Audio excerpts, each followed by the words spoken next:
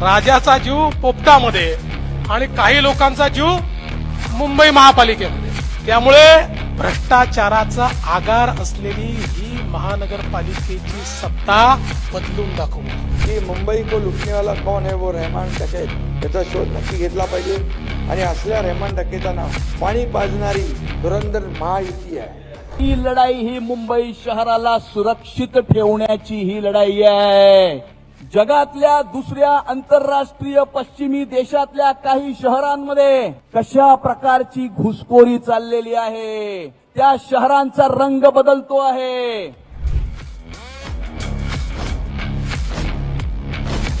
आरंभ है प्रचंड बोल मस्तकों के झुंड, आज जंग की घड़ी की तुम हार दो.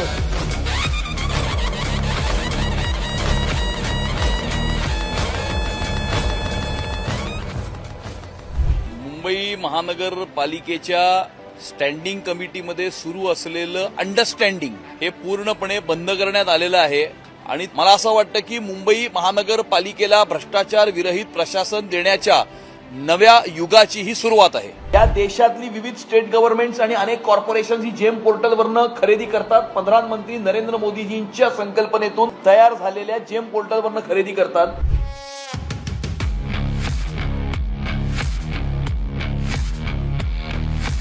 $490 कोटींचं भायखळा प्राणी संग्रहालय विस्तार टेंडर रद्द करण्यात आलं.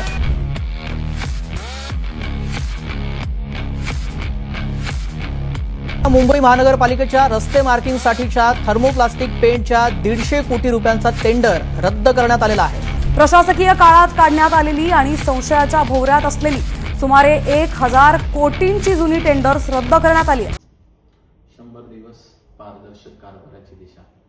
गेल्या 100 दिवसात महानगरपालिकेच्या कामकाजात पारदर्शकता, उत्तरदायित्व आणि आर्थिक शिस्त यावर सातत्याने आवाज उठवला.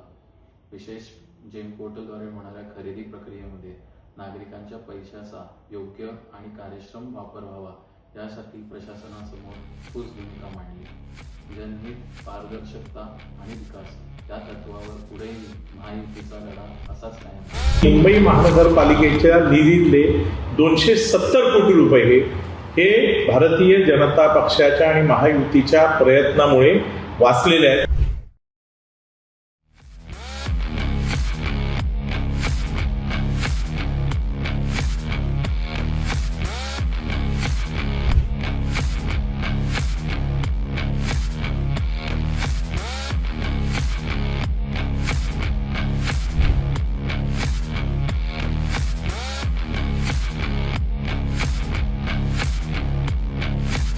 आणि अशा पद्धतीने बेकायदेशीर लोंढा जर या मुंबईमध्ये येत असेल तर तो टॉलरेट केला जाणार नाही, असे स्पष्ट आदेश राज्य सरकारकडून पण देण्यात आलेले आणि मुंबई महानगरपालिकेमधून पण महापौर म्हणून मीही देते.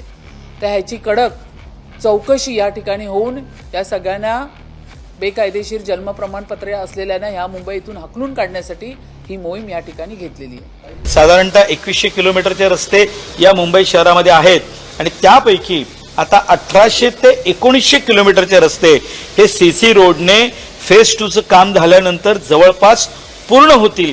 नवनिर्वाचित महापौर रितू तावडेंनी फेरीवाल्यांसंदर्भात एक मोठी घोषणा केली. मुंबईतील फेरीवाल्यांना आता अधिकृत QR कोड आणि विक्रेता प्रमाणपत्र देण्यात येईल, ज्यामुळे बेकायदेशीर फेरीवाल्यांना चाप बसणार आहे. 100% महायुती म्हणून आम्ही मुंबईकरांना शब्द देतो की मुंबई तुंबणार नाही. याच्यासाठी प्रशासनाला बरोबर घेऊन आम्ही पूर्ण तयारी करणार आहोत. आता पाऊस पडायच्या अगोदर तीच जिथे जिथे फ्लडिंग स्पॉट आहेत तिथे तिथे आपण पंप बसवलेले आहेत.